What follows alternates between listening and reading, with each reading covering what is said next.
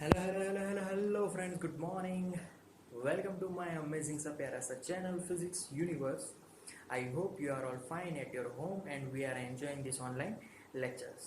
Okay, so today's our topic is deviation produced by a triangular prism.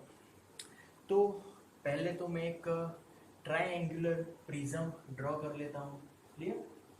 So this is my triangular prism. अब यहाँ पर deviation कैसे produce होगा ये आज हम इस टॉपिक में समझेंगे. Okay. So first of all incident ray light just incident on this surface. Now I am putting the symbols A, B, C. Okay. So our incident light ray is just incident on this AB side here.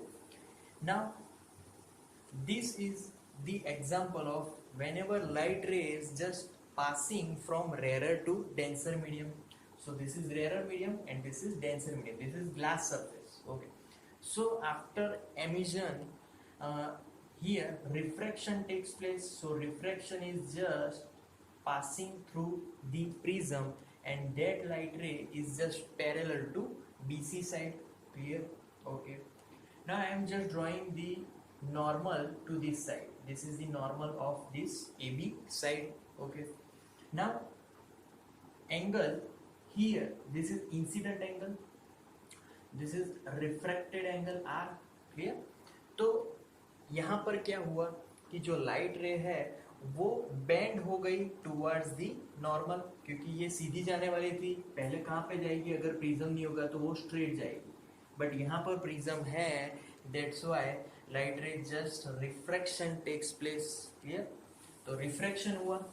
After that यहाँ पर क्या होगा कि अब light रे denser to rarer medium में जा रही है तो अगेन रिफ्रैक्शन होगा. पहले मैं यहाँ पर एक नॉर्मल ड्रॉ करूंगा. Clear? Okay. So this one is our normal. अब वी नो दैट कि लाइट रे जब भी रेरर टू डेंसर मीडियम में जाएगी तब यहाँ पर जो लाइट रे है वो एक्चुअली नॉर्मल से दूर जाएगी, तो इस डायरेक्शन में वो बाहर निकलेगी. सो एसी साइड से वो नॉर्मल से दूर जाएगी क्योंकि यहाँ पर डेंसर टू रेरर मीडियम का एग्जांपल है. क्लियर? सो अब यहाँ पर मैं नाम दे देता हूँ. This one is P Q R and this is S. So our emergent ray is RS and our incident ray, that is our PQ. So refraction ray is our QR. Okay. So here this one is R. अब यहाँ पर हमें angles लेने हैं.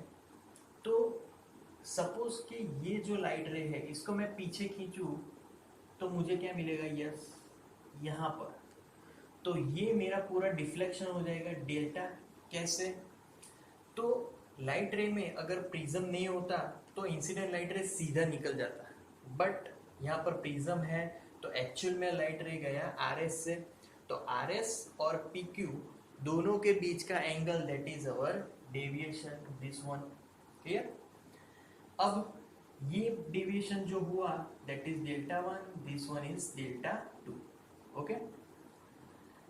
अब delta is exterior angle for this triangle. ये एक triangle बना तो डेल्टा वन बाहर का एंगल है, डेल्टा बाहर का एंगल है, डेल्टा वन और delta two interior angles. So we can apply here exterior angle equation. Delta is equal to delta one plus delta two. Clear? So this is our deviation. Okay. अब बात करते हैं कि factors which are affecting the deviation. तो कौन से factors हैं वो अफेक्ट करेंगे, यहाँ पर लिख लेते हैं factors affecting this deviation. So first factor that is first incident angle और एंगल ऑफ इंसिडेंट, वैसा भी हम लोग बोल सकते हैं. ओके. सेकेंड, तो सेकेंड आएगा refractive index of our prism. Clear? But उससे पहले मैं प्रिज्म एंगल लिखना चाहूँगा. प्रिज्म एंगल, क्योंकि वो भी इफेक्ट करेगा. वो जितना ज़्यादा होगा उतना ही डेविएशन भी ज़्यादा मिलेगा. Okay. And the third one अभी मैंने बोला क्या, कौन सा था, refractive index of our prism, मतलब कि हमारा जो प्रिज्म है जो ग्लास का बना हुआ है उस पे डिपेंड करेगा। ठीक, तो रिफ्रैक्टिव इंडेक्स वो कैसे आएगा, तो refractive index is also depend on wavelength. कैसे, तो वेवलेंथ मतलब वेवलेंथ जितना ज़्यादा उतना रिफ्रैक्टिव इंडेक्स कम, और वेवलेंथ जितना कम उतना रिफ्रैक्टिव इंडेक्स ज़्यादा। ऐसा क्यों होगा, क्योंकि अगर वेवलेंथ ज़्यादा होगा तो जो लाइट रे है उसको बेंट होने के लिए ज़्यादा टाइम नहीं मिलेगा, उसकी जो स्पीड है वो बहुत ज़्यादा हो जाएगी। अगर वेवलेंथ कम है तो स्पीड कम हो जाएगी, तो उतना रिफ्रैक्टिव इंडेक्स ज़्यादा, तो उतना डेविएशन भी ज़्यादा मिलेगा। So refractive index is depend on wavelength, and due to wavelength we get more or less deviation. Clear? Okay. अब बात करते हैं कि dependence of deviation on colour.